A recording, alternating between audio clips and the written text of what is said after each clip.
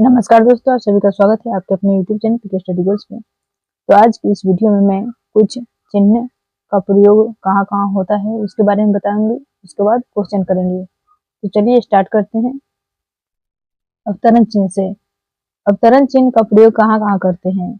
जब किसी के कथन को ज्यों का त्यों उद्धृत किया जाता है, उस कथन के दोनों ओर इसका प्रयोग किया जाता है, इसीलिए इसे उद्धरण चिन्ह या ऊपरी विराम भी कहते हैं। अवतरण चिन्ह दो प्रकार के होते हैं, एक होता है इकहारा, एक होता है दोहरा। इकहारा का प्रयोग कहाँ करते हैं? सो देखिए, इकहारा का प्रयोग हम करते हैं जब किसी कवि का उपनाम, पुस्तक का नाम, पत्र पत्रिका का नाम, लेखक या कविता का शीर्षक आदि का उल्लेख करना हो तो वहां पे हम इकहारा का प्रयोग करते हैं।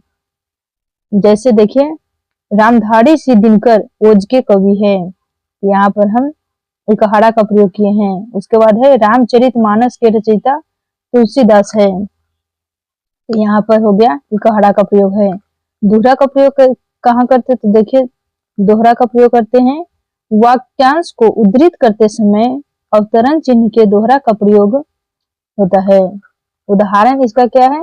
सो देखिए, उदाहरण है महावीर ने कहा अहिंसा परमो धर्मः, यहाँ पर हो गया दोहरा का प्रयोग। उसके बाद नेक्स्ट है योजक चिन्ह का प्रयोग कहाँ कहाँ करते हैं, इसको अच्छे तरह से समझिए। एक एक पॉइंट में हम जाएंगे कहाँ कहाँ करते हैं। दो शब्दों को जोड़ने के लिए तथा द्वंद एवं तत्पुरुष समास के योजक चिन्ह का प्रयोग होता है। जैसे सुख दुख, माता पिता, प्रेम सागर, इस समय हम योजक चिन्ह का प्रयोग करते हैं। दूसरा पॉइंट है पुनरुक्त शब्दों के बीच में भी योजक चिन्ह का प्रयोग करते हैं। पुनरुक्त मतलब कि एक ही वर्ड, एक ही शब्द दो बार आए, उसको पुनरुक्त कहते हैं। जैसे पात पात, डाल डाल, एक ही शब्द दो बार आए, धीरे धीरे, इसमें पुनरुक्त शब्द, इसके बीच योजक चिन्ह का प्रयोग करते हैं। तीसरा पॉइंट है तुलनावाचक शब्दों जैसे सा, सी, से के पहले भी योजक चिन्ह का प्रयोग होता है। जैसे भरत सा भाई, यशोदा सी माता, यहाँ पर भी योजक चिन्ह का प्रयोग करते हैं। चौथा पॉइंट है अक्षरों में लिखी जाने वाली संख्याओं और उनके अंशों के बीच भी योजक चिन्ह का प्रयोग करते हैं। जैसे एक तिहाई, एक चौथाई, यहाँ पर हम योजक चिन्ह का प्रयोग किए हैं। उसके बाद नेक्स्ट है निर्देशक चिन्ह का प्रयोग हम कहाँ कहाँ करते हैं, उसको अच्छे से समझते हैं। नाटकों के संवादों के निर्देशक चिन्ह का प्रयोग किया जाता है। जैसे योगेश, आकांक्षा, यहाँ पर हम निर्देशक शब्द का प्रयोग किए। यदि तू जानती तो प्यार हो जाता, आकांक्षा का क्या, यहाँ पर हो गया ये प्रश्नवाचक चिन्ह का प्रयोग है, यहाँ हो गया सो निर्देशक चिन्ह का प्रयोग है। दूसरा पॉइंट है जब परस्पर संबंध या समान कोटि की कई एक वस्तु का निर्देश किया जाए तो वहां पर निर्देशक चिन्ह का प्रयोग किया जाता है। जैसे काल तीन प्रकार के होते हैं, भूतकाल, वर्तमान काल, भविष्य काल। तीसरा पॉइंट है जब कोई बात अचानक अधूरी छोड़ दी जाए तो वहां पर निर्देशक चिन्ह का प्रयोग किया जाता है। जैसे यदि आज पिताजी जीवित होते पर अब, यहाँ पर निर्देशक चिन्ह का प्रयोग किए हैं। उसके बाद चौथा पॉइंट है जब वाक्य के भीतर कोई वाक्य लाया जाए तो वहां पर निर्देशक चिन्ह का प्रयोग किया जाता है। जैसे महामाना मदन मोहन मालवीय, ईश्वर उनकी आत्मा को शांति दे, यहाँ पर निर्देशक चिन्ह का प्रयोग है। भारत की महान विभूति थे। नेक्स्ट विवरण चिन्ह का प्रयोग कहाँ करते हैं? जब किसी कही हुई बात को स्पष्ट करने या उसका विवरण प्रस्तुत करने के लिए वाक्य के अंत में इसका प्रयोग होता है। जैसे पुरुषार्थ चार है, धर्म, अर्थ, काम और मोक्ष। निम्न शब्दों की व्याख्या कीजिए, तो सर्वनाम और विशेषण। नेक्स्ट हंस पद का चिन्ह देखिए, हंस पद का चिन्ह है, इसे विस्मरण चिन्ह भी कहते हैं। हंस पद को लिखते समय यदि कुछ लिखने में रह जाता है, यदि चिन्ह का प्रयोग कर उसके ऊपर उस शब्द या वाक्यांश को लिख दिया जाता है, उसको हंस पद कहते हैं। जैसे मुझे आज जाना है, उसके बाद नेक्स्ट, उसके बाद देखिए उपरोक्त वाक्य में मुझे आज कहाँ जाना है, अर्थात स्थान लिखना मैं भूल गया, इसीलिए यहाँ पर विस्मरण या हंस पद चिन्ह का प्रयोग करके स्थान को उस लिखे हुए वाक्य में जोड़ देंगे। जैसे देखिए मुझे आज जाना है, तो कहाँ जाना है, तो अजमेर जाना है, तो यहाँ हंस पद देकर और अजमेर लिख दिए। उसके बाद नेक्स्ट देखिए संक्षेपण चिन्ह का प्रयोग कहाँ करते हैं, इसे लाघव चिन्ह भी कहते हैं, संक्षेपण चिन्ह को लाघव चिन्ह कहते हैं। अतः किसी बड़े शब्द को संक्षिप्त रूप में लिखने हेतु आद्य अक्षर यानी कि आरंभिक अक्षर के आगे इस चिन्ह का प्रयोग किया जाता है। जैसे संयुक्त राष्ट्र संघ, संयुक्त राष्ट्र संघ को संक्षेप में लिखते हैं तो स, र और स से हो गया संयुक्त, रा से हो गया राष्ट्र और स से संघ।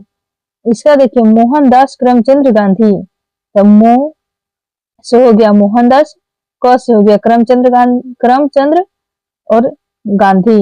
डॉक्टर राजेश, तो डॉक्टर राजेश, ये सब क्या है, तो यहाँ पर हम संक्षेपण चिन्ह का प्रयोग आद्य अक्षर का प्रयोग किए हैं। उसके बाद देखिए तुल्यता या समता सूचक चिन्ह का प्रयोग कहाँ करते हैं, तो किसी शब्द के समान अर्थ बतलाने, समान मूल्य या मान का बोध कराने हेतु इस चिन्ह का प्रयोग किया जाता है। जैसे भानु बराबर सूर्य, यानी भानु किसके, सूर्य के बराबर है।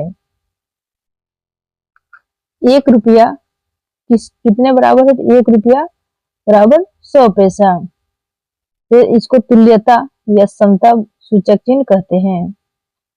उसके बाद है कोष्टक का प्रयोग कहाँ करते हैं,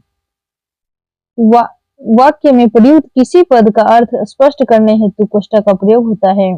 जैसे मुंह की उपमा मयंक, यानी कि मयंक कहते चंद्रमा से दी जाती है।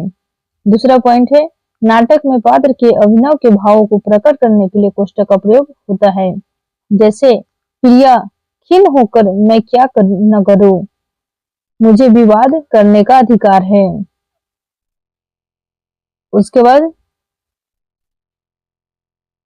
लोप चिन्ह का प्रयोग, लोप लिखते समय लेखक कुछ अंश छोड़ देता है, तो उस छोड़े हुए अंश के साथ पर लोप चिन्ह लगा देते हैं। जैसे तुम्हारा सब काम करूंगा डॉट डॉट बोलो मेरी माँ डॉट डॉट तुम गांव छोड़कर चली नहीं जाओगी बोलो, तो यहाँ पर हम क्या लोप चिन्ह का प्रयोग किए हैं।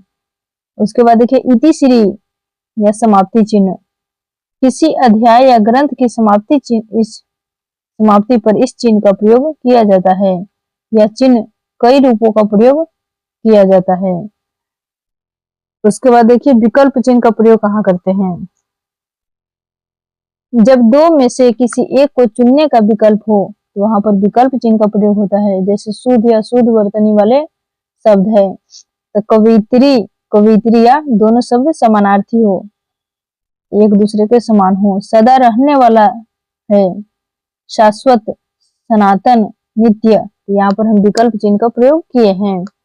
उसके बाद देखेंगे पुनरुक्ति चिन्ह, जब ऊपर लिखी किसी बात को ज्यों का त्यों नीचे लिखना हो तो उसके नीचे पुनः वही न लिखकर इस चिन्ह का प्रयोग करते हैं। जैसे देखिए यहाँ पर कुछ क्रम संख्या, नाम और दिहाड़ी संख्या संख्या दिया गया है, यहाँ पर हम पुनरुक्ति शब्द का प्रयोग किए हैं। यहाँ पे योगेश का 700 है और ऋषभ का, तो डॉट डॉट का मतलब हो गया इसका पुनः रुक्ति, यानी कि यहाँ पर भी 700 होना चाहिए। नरेंद्र के पास भी 700, आदित्य के पास 200। उसके बाद देखिए तारक या पाद चिन्ह का प्रयोग कहाँ करते हैं, इस चिन्ह का प्रयोग किसी विषय के बारे में विशेष सूचना या निर्देश देना होता है, तो उसके ऊपर तारक चिन्ह लगा दिया जाता है। जैसे रामचरितमानस हमारे देश में अत्यंत लोकप्रिय ग्रंथ है, तो यहाँ पर हम तारक या पद चिन्ह का प्रयोग किए हैं। तुलसीदास कृति रामचरितमानस अवधी भाषा में है, यहाँ पर भी हम तारक या पद चिन्ह का प्रयोग किए हैं। यहाँ से अब क्वेश्चन करेंगे। देखिएगा जितना भी क्वेश्चन एग्जाम में पूछा गया है सभी क्वेश्चंस सिलेक्टेड और इम्पोर्टेंट लिए हैं जो हर एग्जाम में पूछा गया है। तो चलिए देखिए क्वेश्चन 1 से स्टार्ट करते हैं। पहला क्वेश्चन है ट वर्ग में किस प्रकार के व्यंजन हैं? ऑप्शन है कंठ्य, तालव्य, मूर्धन्य और दंत्य। अगर आपको पता है तो देखिए अपना टेस्ट देकर अपना स्कोर चेक कर सकते हैं कि कितना सही हुआ है। तो इसका सही जवाब होगा ऑप्शन नंबर सी मूर्धन्य। तो किस प्रकार के व्यंजन है? तो मूर्धन्य। इसका ट्रिक हम बताए थे थ्योरी में, जो कि आप नहीं देखे हैं तो जाकर थ्योरी देखिए उसके बाद क्वेश्चन कीजिएगा। इसका ट्रिक है KTMDO। के से हो गया कंठ्य और टी से हो गया तालव्य और डी से हो गया दंत्य और KTM एम से मूर्धन्य और डी से दंत्य ओ से ओष्ठ्य। दूसरा नंबर क्वेश्चन है अर्धस्वर क्या है? तो कौन सा अर्धस्वर है? तो ऑप्शन में देखिए ए में है य और व, बी में है ई उ, सी है री री और लिरी और डी में है री और स और उ। तो इसका सही जवाब होगा ऑप्शन नंबर ए य और व को अर्धस्वर कहते हैं। नेक्स्ट तीसरा नंबर क्वेश्चन है तालव्य श ध्वनि का उच्चारण स्थान क्या है? तो क्या है? ऑप्शन है दंत्य, मूर्धा, तालु, दंतालु। इसका सही जवाब क्या होगा? इसका सही जवाब होगा ऑप्शन नंबर सी तालु। पहले उच्चारण कीजिए, आपने बोलिए तालव्य श, तो बोलने पर क्या तालु का हम प्रयोग करते हैं, इसी वजह से यहाँ पर तालु हो जाएगा। चौथा नंबर क्वेश्चन है अगवा कहा जाता है, तो किसको कहते हैं? तो नेक्स्ट ऑप्शन है, ऑप्शन दिया है महाप्राण को, अनुस्वार एवं विसर्ग को, सी में है संयुक्त व्यंजन को और डी में है अल्प प्राण को। इसका सही जवाब होगा अगवा किसको कहते हैं? तो सही जवाब होगा ऑप्शन नंबर बी अनुस्वार एवं विसर्ग को अगवा कहते हैं। 5 नंबर क्वेश्चन है अंग का उच्चारण स्थान होता है, तो क्या होता है? ऑप्शन है ए में नासिक्य, बी कंठोष्ठ्य, सी मूर्धन्य और डी हो गया कंठ तालव्य। इसका सही जवाब है ऑप्शन नंबर ए नासिक्य। नेक्स्ट 6 नंबर क्वेश्चन है जिनका उच्चारण ऊपर के दांतों पर जीभ लगाने से होता है उसे क्या कहते हैं? ऑप्शन है कंठ्य, दंत्य, मूर्धन्य, अनुनासिक। इसका सही जवाब होगा ऑप्शन नंबर बी दंत्य। जब दांतों के जीभ लगाने से होता है उसको हम दंत्य कहते हैं। नेक्स्ट 7 नंबर क्वेश्चन है उच्चारण स्थान की दृष्टि से कौन सा विकल्प शुद्ध है? तो ऑप्शन है ए में है स, जो कि दंत्य से बोलते हैं, मूर्धन्य स को, और तालव्य स को मूर्धन्य से बोलते हैं, और उच्चारण स्थान सबका अलग अलग है, और मूर्धन्य स को तालव्य से और च को कंठ्य से। तो कौन सा इसमें शुद्ध है? इसका सही जवाब है ऑप्शन नंबर ए दंती स, जो कि दंते से बोलते हैं, यही सही जवाब है। नेक्स्ट 8 नंबर क्वेश्चन है हिंदी वर्णमाला में स्वरों की संख्या, स्वरों की कुल संख्या कितनी है? ऑप्शन है ए 10, बी 11, सी 12 और डी 13। इसका सही जवाब होगा option number B 11। Next 9 number question सजातीय संधि स्वर ध्वनियां कौन नहीं है? ऑप्शन है ए में आ, बी में ई है और सी में उ है और डी में ए है। इसका सही जवाब होगा ऑप्शन नंबर डी ए, जो कि सजातीय संधि स्वर ध्वनियां नहीं है। नेक्स्ट 10 नंबर क्वेश्चन है इनमें से कौन सा वर्ण स्वर है? ऑप्शन है ए, उसके बाद बी में है ल, सी में है क, डी में है लट। इसका सही जवाब होगा ऑप्शन नंबर ए, जो कि वर्ण स्वर है। 11 नंबर क्वेश्चन है प्रयत्न के आधार पर ल किस प्रकार की ध्वनि है? ऑप्शन है ए पार्श्विक, बी उत्क्षिप्त, सी प्रकंपित, डी संघर्षशील। इसका सही जवाब होगा ऑप्शन नंबर ए पार्श्विक। जो ल है सो पार्श्विक ध्वनि है। उसके बाद 12 नंबर क्वेश्चन है, तालव्य व्यंजन कौन सा है? इसका ट्रिक जो होता है के, टी, एम, डी, ओ। के से हो गया कंठ, टी से हो गया तालव्य और टी से तालव्य और एम से हो गया मूर्धा, एम से मूर्धा। उसके बाद हो गया डी से हो गया दंत्य, दंत्य। उसके बाद ओ से हो गया ओष्ठ्य। यहाँ पर तालव्य पूछा गया है, तो तालव्य व्यंजन कौन सा है? तो ऑप्शन नंबर इसका सही जवाब होगा ऑप्शन नंबर डी, जो कि तालव्य से बोलते हैं चवर्ग। उसके बाद नेक्स्ट देखिए 13 नंबर क्वेश्चन है, वर्णों के समुदाय को क्या कहते हैं? ऑप्शन है ए वर्णमाला, बी सर्वनाम, सी अक्षर, डी क्रिया। इसका सही जवाब है ऑप्शन नंबर ए। वर्णों के समुदाय को, वर्णों के व्यवस्थित क्रम को वर्णमाला कहते हैं। नेक्स्ट 14 नंबर क्वेश्चन है, निम्नलिखित में अघोष महाप्राण ध्वनि कौन सा है? ऑप्शन है ए में है ख, बी में है क, सी में है ड और डी में है ध। इसका सही जवाब होगा ऑप्शन नंबर ए ख, जो कि अघोष और महाप्राण ध्वनि है। नेक्स्ट 15 नंबर क्वेश्चन है, अंतस्थ व्यंजन कौन सा है? ऑप्शन है चवर्ग, तवर्ग, पवर्ग और यरलव। इसका सही जवाब होगा ऑप्शन नंबर डी यरलव, जो कि अंतस्थ व्यंजन है। ये पीजीटी हिंदी एग्जाम हिंदी परीक्षा 2021 में पूछा गया है। नेक्स्ट 16 नंबर क्वेश्चन है, निम्नलिखित में सघोष ध्वनि कौन सा है? ऑप्शन है ए में है घ, बी में क, सी में च और डी में त। इसका सही जवाब होगा ऑप्शन नंबर ए घ, जो कि सघोष ध्वनि है। नेक्स्ट 17 नंबर क्वेश्चन है, सही विराम युक्त चिन्ह युक्त वाक्य कौन सा है?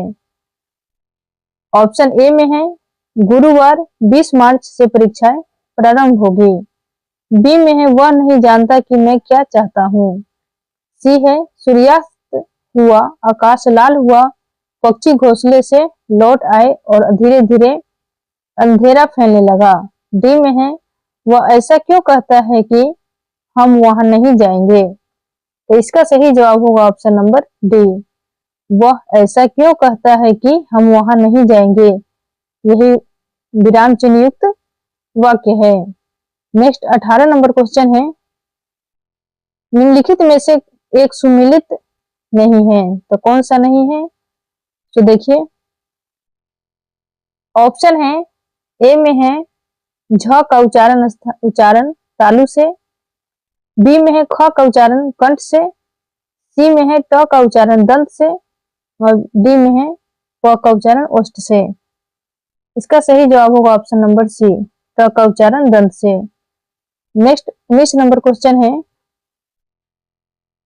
19 नंबर क्वेश्चन है, य र ल व को क्या कहते हैं? ऑप्शन है ए में अंतस्थ, बी में ऊष्म व्यंजन, सी में स्पर्श व्यंजन और डी में घोष व्यंजन। इसका सही जवाब होगा ऑप्शन नंबर ए अंतस्थ व्यंजन। नेक्स्ट 20 नंबर क्वेश्चन है, निम्न में से कौन सा वर्ण व्यंजन नहीं है? ऑप्शन है ए में ग, बी में है ध, सी में ए और डी में भ। इसका सही जवाब होगा option number C A. Thanks for watching us. मिलेंगे नेक्स्ट वीडियो में। मेरे चैनल पर नए हो तो चैनल को सब्सक्राइब कर बेल आइकन प्रेस कीजिए और नेक्स्ट फिर क्वेश्चन लेकर आएंगे इसी टॉपिक से संबंधित। जय हिंद, जय भारत।